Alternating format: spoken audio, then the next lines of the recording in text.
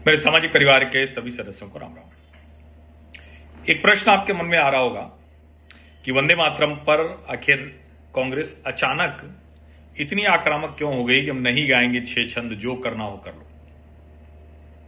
अगर ऐसा था कि उसको वंदे मातरम से इतनी दिक्कत है तो कानून नहीं बनने देना था, कानून के विरोध में सदन में बोलना था, जरा बहस होती, चर्चा होती, ऐतिहासिक संदर्भ सामने आते।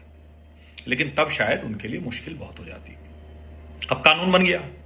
कानून बनने का सीधा सा मतलब है, चाहे आप उसके पक्ष में हैं या विपक्ष में, चाहे आप उस पर बोल रहे हो या ना बोल रहे हो, जब सदन से कानून बन गया तो यानी संवैधानिक दायरे में एक कानून तैयार हो गया और उसको मानना भारत के हर नागरिक का कर्तव्य है, दायित्व है। न मानने पर कानून के दायरे में कार्रवाई भी हो सकती है। अब जाहिर है कि इसमें चूंकि सरकारी कार्यक्रमों में वंदे मातरम अनिवार्य बनाने का कानून किया गया है और ये ठीक भी है।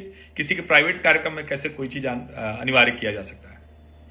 राष्ट्रगान पहले से हो रहा था, राष्ट्रगीत ये है, दो छंद कांग्रेसी भी गाते हैं। अब जरा इसको ठीक से समझिए। और मैं चूंकि जब इस तरह की बातचीत होती है तो मैं बार बार कहता हूं कि थोड़ा तो कहीं जाकर ये समझने की जरूरत होती है कि आखिर क्यों कोई विरोध हो रहा है और क्या उस विरोध का कोई आधार है। क्योंकि अगर ये हम नहीं करेंगे तो फिर तो मुश्किल होगी। ये तो बड़ा एक जिसको कहते हैं ना कि भाई कोई भी चीज ऐसे चल रही है तो उसको तो हमें देखना पड़ेगा भाई क्यों ऐसा हो रहा है। अब अगर ध्यान से देखें तो ये जो पूरा मसला है ये एक तरह से कांग्रेस की उसकी मुस्लिम तुष्टीकरण की राजनीति दिख रहा है। लेकिन ये मुस्लिम तुष्टीकरण की राजनीति मतलब क्या है? दरअसल कांग्रेस ने इस देश के मुसलमानों के मन में एक बात डाल दी। देखो, पाकिस्तान तो बन गया, लेकिन पाकिस्तान से भी अधिक यहां तुम्हारे अधिकार सुरक्षित हैं, या चलो अधिक न सही तो पाकिस्तान के बराबर। जैसे पाकिस्तान में कोई बोल देता है कि 4% हिंदुओं को हम झेल रहे हैं, वैसे ही यहां लग जाता है। अब ये एक बड़ा प्रश्न है और इसीलिए इस प्रश्न का उत्तर ये खोजने की जरूरत है। जाहिर है कि इस प्रश्न का उत्तर ऐसे तो मिलेगा नहीं। इस प्रश्न का उत्तर तो तब मिलेगा ना जब बहुत स्पष्टता से ये समझ में आए कि आखिर कांग्रेस कर क्या रही है। अब इस डिजाइन को जरा समझिए। दूसरे वाले हिस्से पे बाद में आऊंगा, पहले हिस्से की पहले बात कर लेता हूं, यानी जो पॉलिटिकल वाला हिस्सा है। तो इसका पॉलिटिकल हिस्सा ये है, दरअसल कांग्रेस पार्टी इस देश के जो 18%, 17% या और ज्यादा हो या और कम हो, उन मुसलमानों को यह भरोसा दिला देना चाहती है हमारे अलावा कोई तुम्हारा है नहीं। देखो, हम शाहबानों में सुप्रीम कोर्ट का निर्णय पलट देते हैं संसद से जब हम सत्ता में होते हैं, और जब हम सत्ता में नहीं होते हैं तो क्या करते हैं? तब हम तुम्हारे लिए क्या करते हैं? वंदे मातरम में उन छंदों का विरोध करते हैं जहां भारत माता को देवी दुर्गा समान मान लिया गया है। ये कांग्रेस पार्टी स्थापित करना चाह रही है। बहुत हद तक ये सही भी है भाई, इसमें तो कोई किंतु परंतु है नहीं। ये तो सच है ना कि कांग्रेस पार्टी ने उसको पूरी तरह से स्थापित किया है। अब इसका मतलब क्या हुआ? यानी इस देश में जो सो कॉल्ड सेकुलरिज्म है, और जिसको मैं अक्सर कहता हूं कि वो फ्रॉड सेकुलरिज्म है, उस फ्रॉड सेकुलरिज्म के साथ खड़े हुए मुसलमान, और साथ में देखिए मुसलमान कम्युनल भी हो जाए, मुसलमान कम्युनल भी हो जाए तो भी सेकुलर है, और हिंदू रिलीजियस भी हो जाए तो वो कम्युनल है।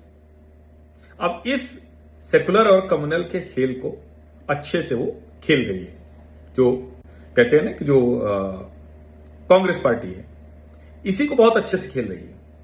अब इसी खेलने में वो ये नया एक जिसको कहते हैं ना कि लेकर आई है कि देश को कह रही कि भाई देखिए, हम तो गाते थे,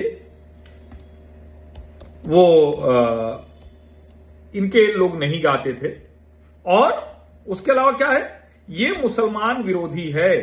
तो क्या सचमुच मुसलमान विरोधी है? तो देखने में आता है कि भाई मुसलमान विरोधी तो है नहीं, इसमें तो मुसलमान का कोई नाम ही नहीं। तो कोई कहेगा ऐसा है। देखो उसमें क्या है, उसमें साफ साफ देवी की आराधना हो रही है। तो देवी की आराधना हो रही है ऐसा है तो हाँ ठीक है। कैसे है? क्योंकि उसमें है ना, त्वम ही दुर्गा दश प्रहरण धारिणी कमला कमल दल विहारिणी। तो बस हो गया, देवी देवता कैसे हो सकते हैं? तो सुनने में तो बड़ा अच्छा लगा। लेकिन अब मैं आपको उस पर जरा विस्तार से आता हूं। पॉलिटिकल वाला कांग्रेस वही चाहती है कि 17, 18, 19, 20 जितने प्रतिशत हो मुसलमान वो आ जाए पूरी तरह से, और उसके बाद जो 20-30% हिंदू जो कहता है कि भाई ठीक है क्या फर्क पड़ता है, वंदे मातरम आधा गाएं पूरा गाएं क्या फर्क पड़ता है। तो अब मैं आपको उसके आगे वाली बात करता हूं, जो 2 छंद को तो कह रहे हैं कि मुसलमान गा लेगा, आगे का 4 छंद नहीं गाएगा। तो पहले छंद में क्या है, वंदे मातरम सुजलाम सुफलाम मलयज शीतलाम शस्य श्यामलाम मातरम शुभ्रत ज्योत्स्नाम पुलकित यामिनीम फुल्ल कुसुमित धुमधुल शोभिनीम सुहासिनीम सुमधुर भाषिणीम सुखदाम वरदाम मातरम वंदे मातरम। अर्थ क्या है इसका, हे माता मैं तुम्हें वंदन करता हूं, तुम जल से समृद्ध, फलों से भरी हुई, मलय पर्वत से आने वाली शीतल वायु सी ठंडी, फसलों से हरी भरी, तुम्हारी रातें चमकती चांदनी सी रोमांचित होती हैं, फूलों से लदे पेड़ों और पत्तियों से तुम सुशोभित हो, तुम मुस्कुराती हुई, मधुर बोलने वाली, सुख देने वाली और वरदान देने वाली माता हो। हे माता मैं तुम्हें नमन करता हूं। माता बार बार कहा जा रहा है, नमन करना है। तो अगर किसी मुसलमान को ऐतराज हो तब तो यही पहले लाइन में हो जाएगा वंदे मातरम, पहले शब्द में हो जाएगा। दूसरा छंद क्या कहता है, कोटि कोटि कंठ कल कल निनाद कराले, कोटि कोट भुजय धृत खर करवाले, अबला के नुमा इत बोले, बाहुबल धारिणीम नमामि तारिणीम रिपुदल वारिणीम मातरम वंदे मातरम। इसका मतलब क्या हुआ, करोड़ों करोड़ों कंठों से निकल रही गर्जना से भयंकर और करोड़ों करोड़ों भुजाओं में चमकदार तलवारें धारण किए हुए तुम्हें कौन अबला कह सकता है। हे माता तुम बाहुबल धारण करने वाली, संतानों की रक्षक और शत्रु दल का विनाश करने वाली, मैं तुम्हें नमन करता हूं। अगर इस पे ऐतराज नहीं है तो फिर क्यों और किसी पे ऐतराज होगा, और अगर इस पर ऐतराज है तो फिर तो भैया इसका मतलब कि भारत माता को आप माता नहीं मान रहे हो। जो मूल कौन कोई कहेगा हम देश मानते हैं माता नहीं, तो यहीं फिर दिक्कत हो जाती है। तीसरा छंद क्या कहता है, तुम विद्या तुम धर्म, तुम हृदय तुम मर्म, तुम ही प्राणाह शरीरे, बाहुते तुमिमा शक्ति, हृदय तुमिमा भक्ति, तुम्हारी प्रतिमा गढ़ी मंदिरे मंदिरे वंदे मातरम। तुम ही विद्या हो, तुम ही धर्म हो, तुम ही हृदय हो, तुम ही मर्म हो आत्मा, शरीर में प्राण भी तुम ही हो, भुजाओं में शक्ति और हृदय में भक्ति भी तुम ही हो, मंदिर मंदिर में जो प्रतिमाएं स्थापित है वो सब तुम्हारी है। यानी जो देवी देवता दिखते हैं वो सब भारत माता है। इसमें भी कहां दिक्कत है, लेकिन अब कोई कहेगा कि मंदिर का है प्रतिमा का है, तो आप अपने हिसाब समझ लीजिए। मान लीजिए जितनी मस्जिद है सब में भारत माता है, मानोगे। चौथा छंद क्या कहता है, तुम ही दुर्गा दशप्रहरण धारिणी, कमला कमल दल विहारिणी, वाणी विद्या दायिनी, नमामि त्वाम नमामि कमलाम अमलाम अतुलाम सुजलाम सुफलाम मातरम। तुम ही 10 आयुध करने वाली, धारण करने वाली दुर्गा हो, कमल के दल पर विहार करने वाली कमला लक्ष्मी हो, विद्या देने वाली वारिणी सरस्वती हो, मैं तुम्हें नमन करता हूं। पवित्र अतुलनीय जल और फलों से समृद्ध माता को नमन। 4 छंद हो गए।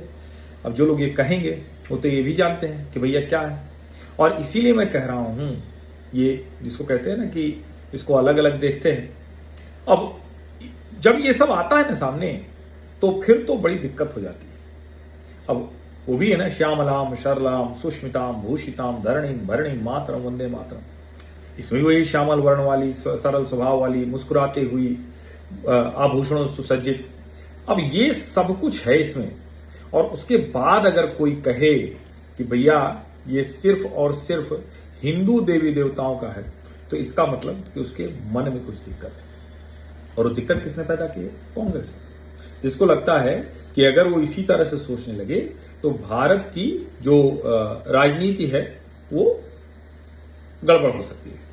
क्योंकि पहला, दूसरा, तीसरा, चौथा, पांचवा, छठवां सारे छंद आ गए, अलग अलग लोग पढ़ते हैं उसमें।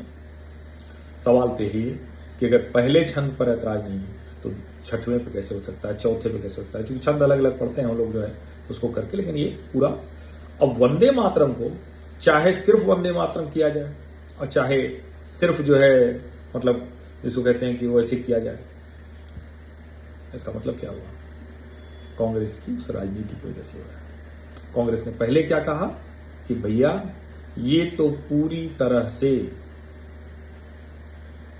चेयर मंगाना था, ये हो गया था, लेकिन वो हमारा वर्जन तो सबको दिख गया, तो हमारा वर्जन की लड़ाई थी। अब हमारा वर्जन की लड़ाई में यहां तक पहुंच गए हैं, समझ लीजिए। और इसीलिए मैं कह रहा हूं कि ये सामान्य नहीं है, सामान्य नहीं।